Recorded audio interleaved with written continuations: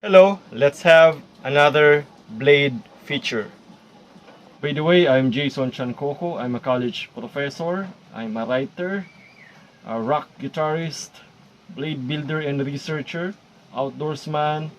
I'm also into prepping and survivalism as a useful hobby. Alright, now here are the blades that we are going to talk about for this episode. These are Philippine blades, particularly Bicol blades. Bicol is in southern Luzon part of the Philippines. Uh, these blades are called Minasbad. The Minasbad is quite widespread here in Bicol, but mostly you will find only marketplace derivatives or simple renditions, workhorses of these blades.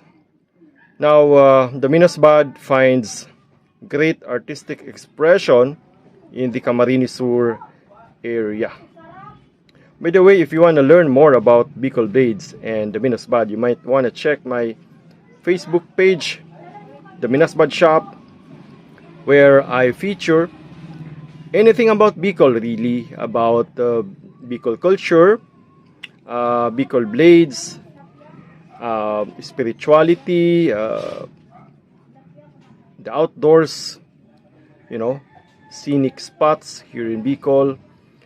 But there, I focus on scholarly writings on Bicol Blades, and there I also accept commissions for Bicol Blades building. So we can accept your orders there. If you wanna own a Bicol Blade, we can build one for you. Well, let's talk about the first blade on the top. This blade is from my grandfather.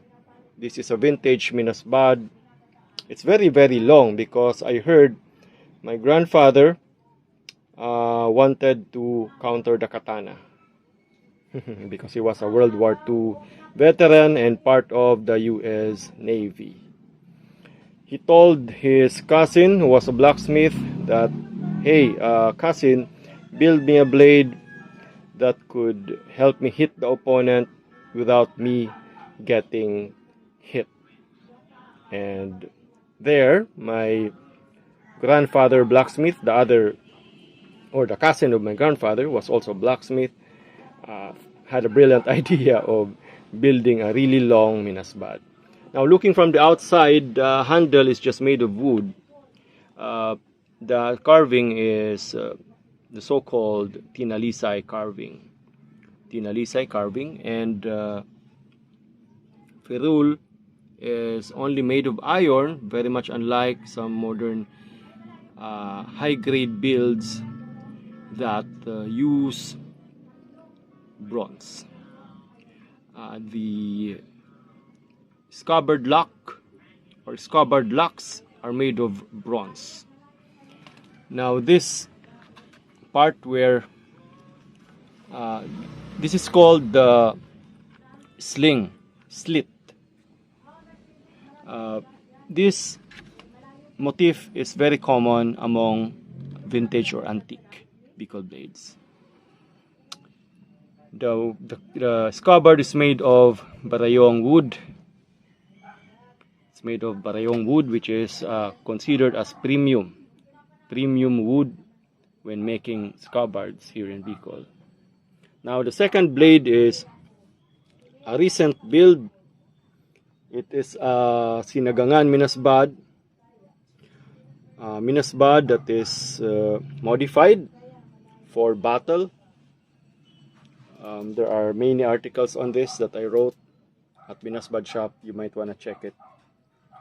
But in the main, this kind of Minasbad or this kind of build for the Minasbad represents the various political and historical upheavals that happened here in Bicol. Well, the influence of the Spaniards, you can see it in the handguard. Also, the need for the handguard because of It's used in battle, particularly during the Moro raids. Now that's a very controversial issue, so let's not really touch on that. Alright. The handle is made of carabao horn, carved as kinabayo or inunglo. The handguard is made of bronze. The ferrule is also made of bronze. This was built recently, last year only. There's even some kind of fittings here on the eyes and on the ears. We also put bronze on the tongue rivet. We call this the barat. Now if you do research on Bicol blades, this barat has a talismanic value. Same with the carving, the kinabayo hilt carving. Now the scabbard locks or bakurong are made of bronze. They are made of bronze, and the scabbard is actually made of marabikal. It's actually the most premium kind of wood for scabbards here in Bicol. This is made of barayong, this one is marabikal. There's even a kamba, the so-called kamba. It's made of red. It's made of. It's colored red. I mean, because during battle you might wanna wipe off blood using the kamba or the sling. So the minasbad from the outside. Alright, now out of their scabbards, we can now observe the blade profile. Well, these swords have round tip.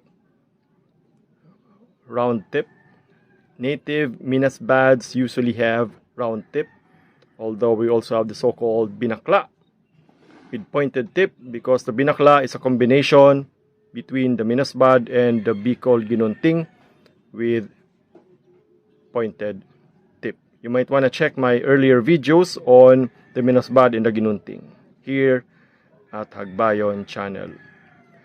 And as we said, there are many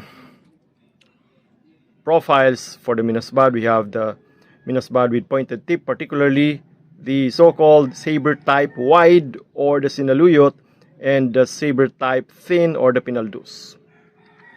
The vintage one is quite long, as we said earlier. It's actually a blade meant to counter the katana, so this is actually a 40-inch blade. Alright, the profile of the blade is quite simple, so it's straightforward, but the spine is quite thick. Very common among vintage minasbad. It's quite thick. So there. Whereas the recent build, the Sinagangan Minasbad, has a more elaborate blade profile with the manok-manok here and with the labor here or engraving. The spine is not as thick as that of the vintage one, but it's also thick if you compare it with marketplace derivatives or workhorse type minasbad. So let's have a minasbad appreciation day.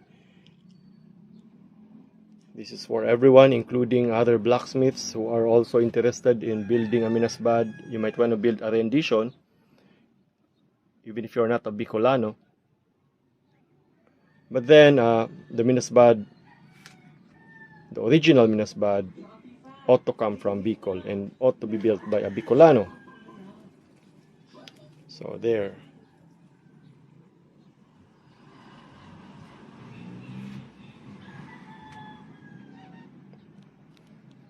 So that's a profile.